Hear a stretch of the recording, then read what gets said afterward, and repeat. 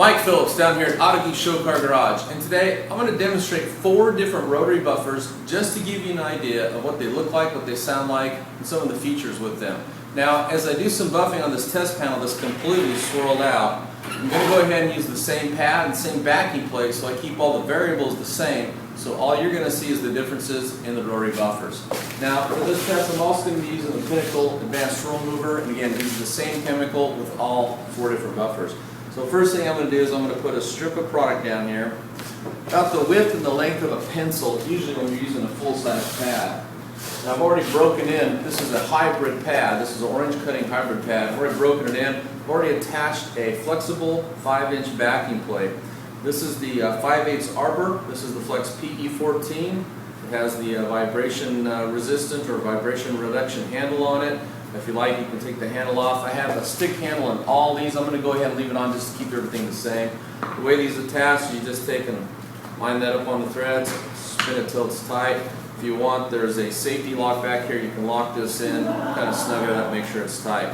Now, this is a variable speed buffer. It starts at a low of 400 RPM and goes up to 2100 RPM. On the trigger lock, okay, and that's with the button locked in, the lowest you can keep it dialed in at a 600, but if you just want to feather the trigger, you can actually run this at 400 RPM. And that makes it really easy to pick up your bead. So I'm going to go ahead and pick up this bead, make a few passes, then I'll switch over to another rotary buffer. That's for one setting, that's 600 RPM. To pick up my bead, I'm going to look at this like it's a clock. Here's midnight, 1 o'clock, 2 o'clock, 3 o'clock. Continue going around just like the face of the clock. I'm going to pick it up at the 10 o'clock mark by tilting this up at 10 degrees. As soon as I get past my bead of product, and I'll lay down flat and start working the product in, I'm going to bring the speed up to about 1500 RPM. And that would be the 4 setting on this tool. Pick up my bead, lay it down flat, bring my product out. Normally when you're using a rotary buffer on a large surface, you want to work an area about as wide as your shoulders, have your feet spread apart about as wide as your shoulders so you're stable. Hold the pad flat, you can hold on the handle, hand right on top of the buffer, and then start working that product. I'm going to go ahead and bring my RPMs up right now. That is 1500 RPM.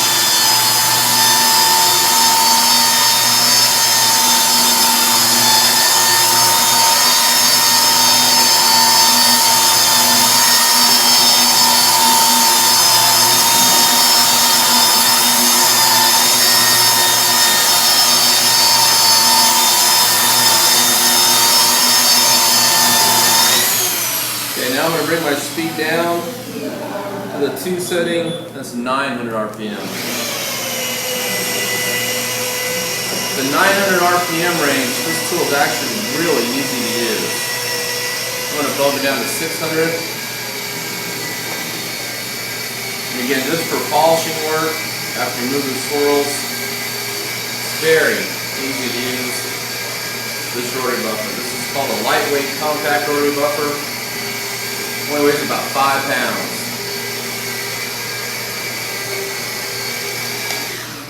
And then here's on the trigger. This will be 400 RPM.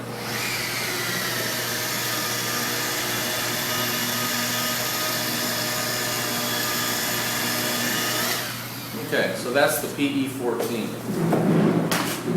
Pad on. This is the DeWalt 849X. Now this is their new rotary buffer. It's got a lot of pretty cool little features. It's got a rubberized grip around the head here, stick handle you can put on either side. Lock button is recessed, you can't accidentally hit it. Variable speed, dials right here. Triggers in the normal place. It's got these vent guards to keep dust bunnies from getting in there, getting into the armature, things like that. This thing I think it weighs around the 6 or 7 pound range. Quite a bit heavier than what I was holding right there with the Flex, but still a really nice high quality rotary buffer. Now before I go ahead and buff, I want to use a nylon brush and just real quickly clean my pad here. See that there's product off there. And I want to wipe off my spent residue. And I'll put some fresh product down.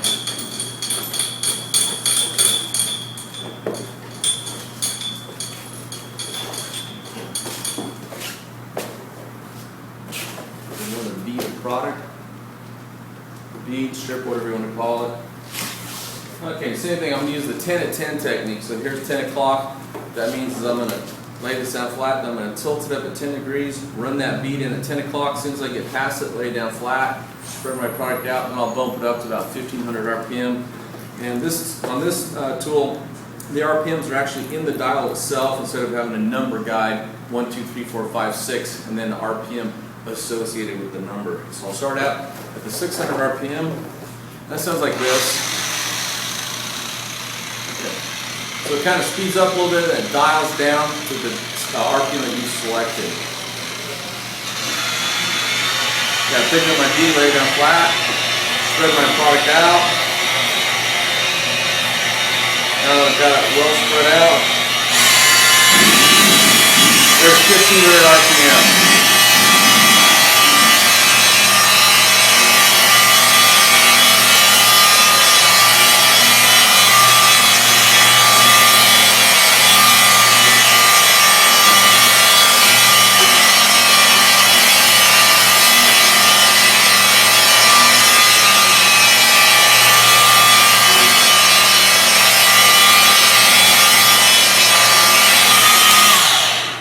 Now I'm going to turn this down. There's the 600 RPM. So this 600 RPM, that's as slow as this rotary buffer will die it down. Check this out.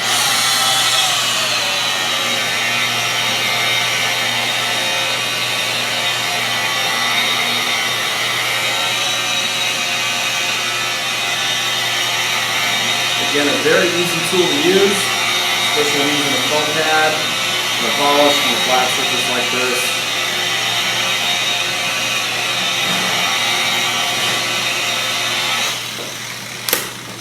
Okay, so that's the DeWalt 849S.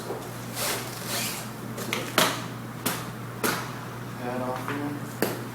Okay, next up is the Makita 9227C. This is a real favorite Makita. I grew up using Makita. Really like the Makita. Again, this is a variable speed, recessed lock up here, so you can lock the arbor in place if you're loosening or tightening the pad. The variable speed dial right up here on top uses the number system 1 through 6, and then of course has the numbers up here on a little graph to show you what RPM you're at. This thing dials down to 600 RPM. That would sound like this. Real nice and quiet. This one weighs just about the same as the DeWalt, probably in the 6 or 7 pound range. Still fairly light compared to the really old school rotary buffers from back in the 60s. And then this one actually goes up to 3000 RPM, and the 1500 is actually the 3 setting. So there's the 3 settings. So I'm going to go ahead and wipe this product here off. And I'll lay down a bead of product, pick it up using the 10 at 10 technique, spread it out, bump it up to 1500, then come back down to 600 just so you can watch it, listen to it, and see it under operation.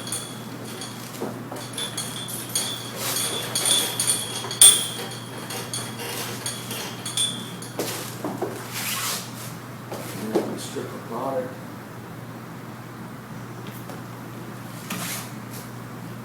Pad real quick. Take a nylon conditioning brush, run across there. Pick off any of that excess product.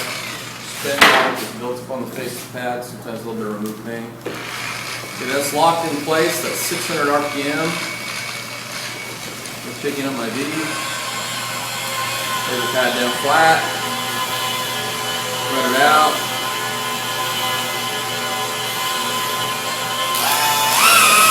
That's 1500 RPM.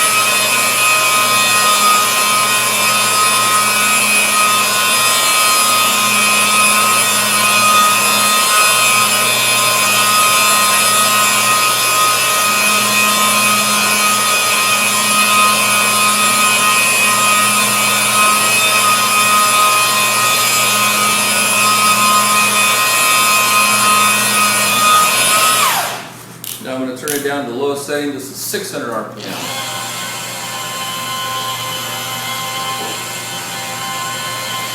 Again, a very easy tool to use.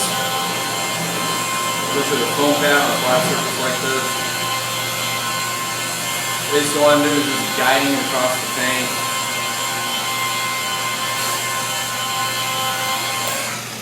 That's the Makita 9227C. Last up, this is the 3M rotary buffer. This is probably the heaviest of the four I have out here. Again, this is a well-built tool. This one goes from the 0 range. It's got the dial with the RPM actually indicated right into the dial instead of the number system. And this goes up to 3,000 RPM. The lowest setting on this is 1,000 RPM. It does have the trigger lock. It's not recessed. It does have a nice rubber bumper, a tool stand back here, so if you were to set this down, it's not going to scratch the paint. And of course, the trigger and the trigger lock in the normal places. Let me go ahead and clean the pad.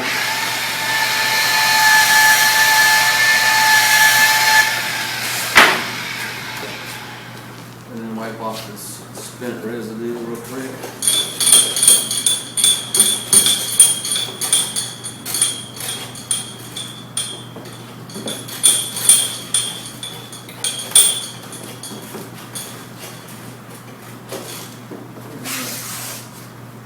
Makita product.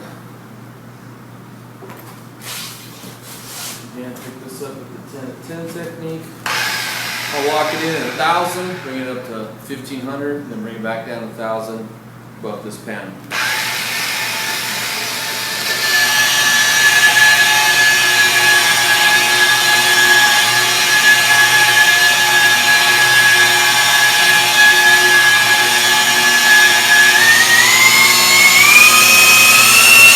That's 1,500 RPM.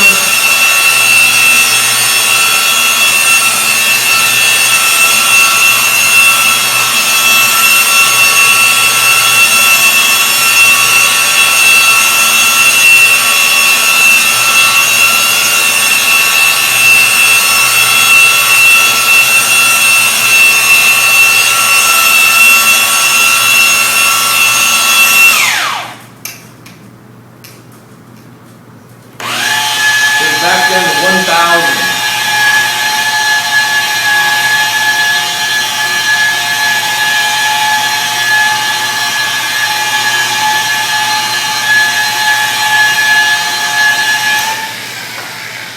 And that's the 3M rotary buffer. So those 4 different rotary buffers here at Autogeek: Flex PE14, the DeWalt A49X, sometimes I call it Bumblebee on the forum because it's black and yellow, the Makita 9227C, and then the 3M rotary buffer. 3 of those are what we would call a full-size rotary buffer, the PE14 of course being a lightweight compact rotary buffer. All excellent buffers. Everybody just kind of decides to determine which one's best for them. And then the most important thing is to put some hours behind the buffer and learn how to master it. There we go. We'll start out with a swirled out finish, and now at least the section I buffed out is nice and clear. That's all down here at Autogeek Show Car Garage.